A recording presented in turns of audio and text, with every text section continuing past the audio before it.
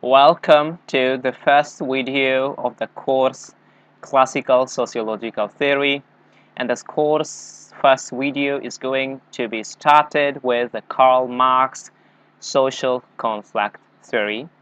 So let's start.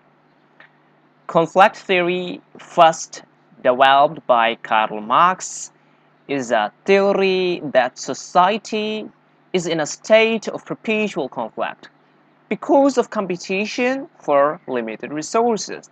Conflict theory holds that social order is maintained by domination and power rather than by consensus and conformity. According to conflict theory, those with wealth and power try to hold on it by any means possible, chiefly by suppressing the poor and powerless. A basic premise of conflict theory is that individuals and groups within society will work to try to maximize their own wealth and power.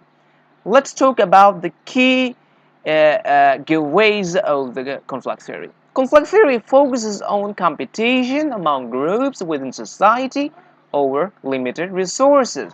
Conflict theory uses social and economic institutions as tools of the struggle among groups and classes, used to maintain inequality and the dominance of the ruling class.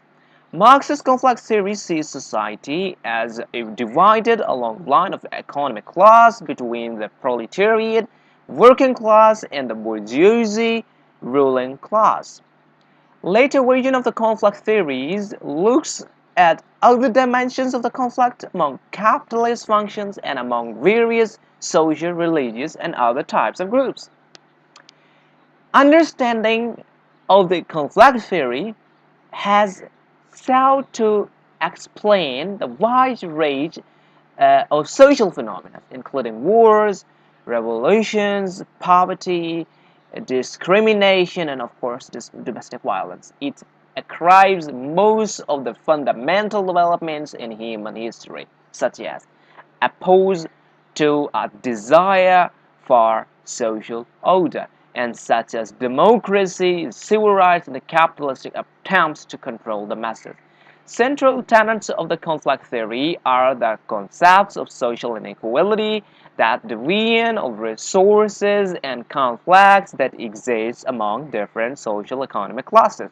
The central tenets of the conflict theory can explain many types of social conflicts throughout history. Some theorists believe, as Marx did, that societal conflict is a force that ultimately drives the change and developments in society. But the Marxist words of conflict theory emphasize on two primary classes. Each class consists of groups of people bound by mutual interest and certain degree of property ownership. Marx theorized about the bourgeoisie, a group with representative members of society who holds the majority of wealth and means, and hence called people. The proletariat is a people which consists of people of working class who are poor. With the rise of capitalism, Marx theorized that bourgeoisie, a minority within the population, would use their influence to oppress the proletariat, the majority class. This way of thinking is tied to a common image of societal with conflict theory, base model of society. Adherent to this philosophy tend to believe in a pyramid arrangement in terms of how goods and services are distributed in society. At the top of the pyramid is a small group of elite, the bourgeoisie, which dictate the terms and conditions to the larger portion of society, the working class, the proletariat, because of the outsized amount of control and resources of power. Uneven distribution within society was predicted to be maintained through ideological coercion. The bourgeoisie forced acceptance in current conditions by the proletariat. Conflict theory is assumed the elite will set up the system of laws and traditions and other societal structure in order to further support their own dominance while preventing others from joining their ranks. Marx theorized that as the working class and the poor were subjected to the worsening conditions, a collective consensus and consciousness will rise, more awareness about inequality, and this would potentially result in revolt. If after the revolt conditions were adjusted to the fewer the concerns of the proletariat, a complex circle would eventually repeat, but in the opposite direction.